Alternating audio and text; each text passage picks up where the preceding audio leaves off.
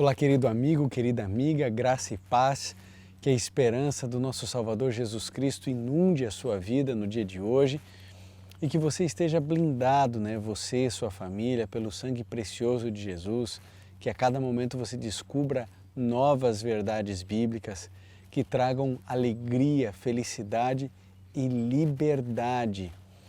Que esse estudo de hoje possa ser libertador para você e para toda a sua família.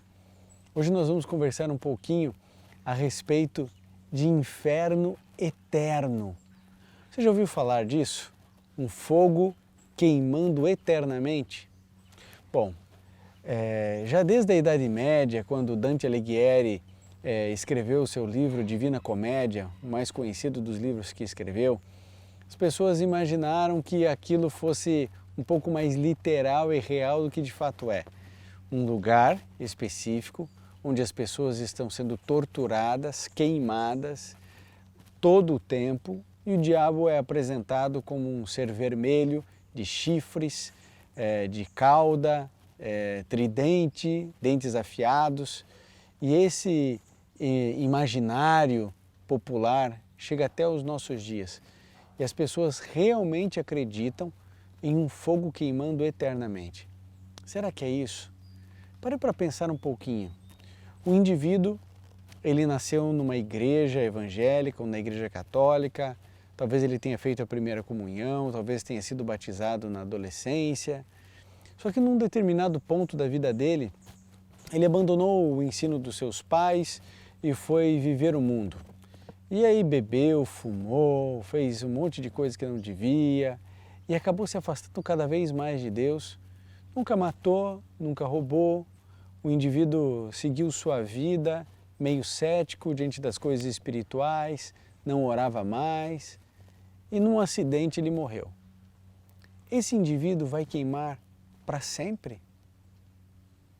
Esse indivíduo que deliberadamente, mesmo com todo o conhecimento e apelo dos familiares, negou o Senhor Jesus, ele vai queimar para todo o sempre?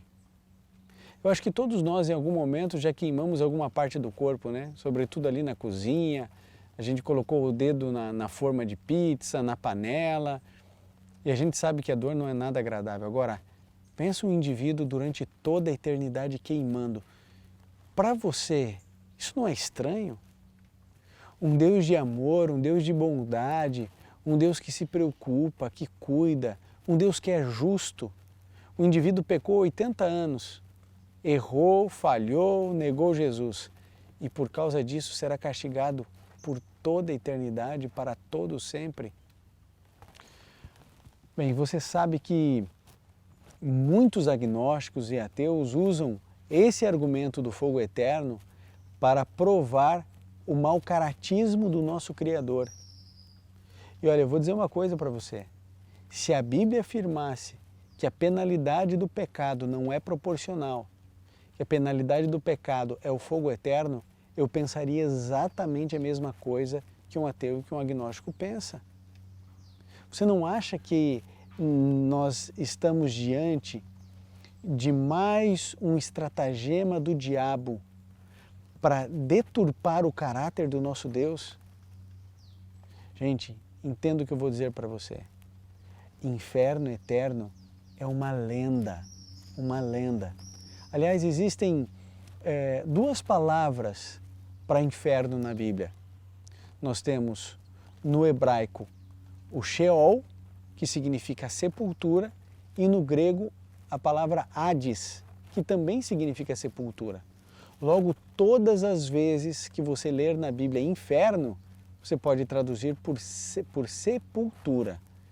Então, quando fala a respeito do inferno eterno, é sepultura eterna. Há textos na Bíblia que falam a respeito do fogo eterno, mas por favor, querido, aqui está falando de um fogo com consequências eternas e não um fogo que consome o tempo inteiro durante toda a eternidade. Se isso fosse verdade, significaria dizer que o pecado jamais teria fim, que pecadores não teriam fim, o que é um absurdo, é errado. É errado pensarmos e imaginarmos uma coisa assim. Queria que você abrisse a sua Bíblia, se você tiver no livro de Eclesiastes, no capítulo 9, Eclesiastes 9, versos 5 e 6, olha só o que a Bíblia fala para você e para mim. Eclesiastes 9, 5 e 6 diz: porque os vivos sabem que hão de morrer, mas os mortos não sabem de coisa alguma. Não tem mais, jamais recompensa, mas a sua memória foi entregue ao esquecimento. O seu amor, o seu ódio, a sua inveja pereceram, já não tem parte em coisa alguma que se faz debaixo do sol. Você e eu precisamos entender que a pessoa, quando morre, ela morre de verdade, morre para valer. Não tem mais parte das coisas que acontecem aqui na Terra, ela não tem mais consciência. A gente sabe que vai morrer, mas o morto não sabe de coisa alguma. Quando eu e você entendemos o estado do homem na morte, quando a gente descobre que a morte é um sono, a gente então começa a perceber melhor quem é Jesus. Você já imaginou? Lázaro morreu, sim ou não? Lázaro morreu. Aí ele era um amigo de Jesus. Logo ele morreu, ele estaria onde? No céu. Imagine a alegria de Lázaro chegando no céu, a felicidade, um lugar perfeito, tudo perfeito. Ele agora já revestido de imortalidade, de incorruptibilidade, ele é perfeito. Aí Jesus Cristo ressuscita Lázaro. E diz assim: ô Lázaro, desce daí, está errado. Você agora vai viver mais um tempo aqui, vai sofrer, vai chorar, vai ter dor de barriga e depois vai morrer de novo. Não tem sentido. A pessoa, quando ela morre, ela está dormindo. Jesus Cristo declarou isso em João 11, 11. Olha só o que Cristo Jesus declarou em João 11, 11. Aqui a Bíblia, ela declara o seguinte: disse isto e continuou: nosso amigo Lázaro dorme, mas vou despertá-lo. Acredite, quando Deus falou lá no Éden que o homem, se pecasse, iria morrer, ele não estava brincando. É verdade, eu e você somos seres mortais. Você morre e eu morro. E a morte é comparado à Bíblia a um sono. Jesus Cristo, quando voltar a essa terra, ele irá ressuscitar todos aqueles que morreram em Cristo Jesus. Ressuscitar. Nós, então, os que estivermos vivos e aqueles que ressuscitaram, nós ascenderemos ao céu e passaremos, segundo Apocalipse 20, 1000 anos no céu.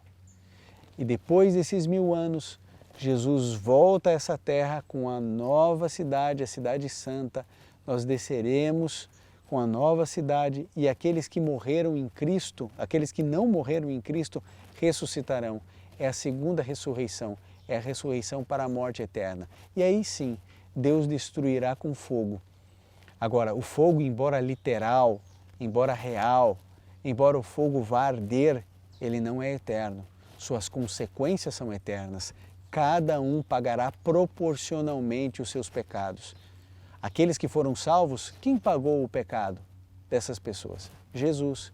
E aqueles que não aceitaram a Cristo, eles pagarão seus próprios pecados, porque todo pecado tem paga, todo pecado tem resultado. Você precisa decidir quem vai pagar o seu pecado, você ou Cristo, mas alguém pagará o pecado. Você entende? Quando o fogo descer, ele vai queimar, vai arder, ele é real, ele é literal, mas ele não é eterno. Suas consequências são eternas. A mensagem de hoje é para te trazer uma esperança viva. Não creia em inferno eterno. Não creia em um lugar onde o pecado jamais será destruído, onde os pecadores permanecerão em ódio, em tristeza, em dor, em tortura e sofrimento. Isso não condiz com o caráter do nosso Deus. Leia a palavra do Senhor, leia as Sagradas Escrituras e você perceberá que essa é mais uma doutrina diabólica tentando perverter o caráter do nosso Deus. Tem esperança, amigo, não precisamos de teologia do medo para crer. O perfeito amor lança fora o medo. Ame Jesus, aceite Jesus, nunca tenha medo dele. Que Deus abençoe você e a mim com uma esperança viva.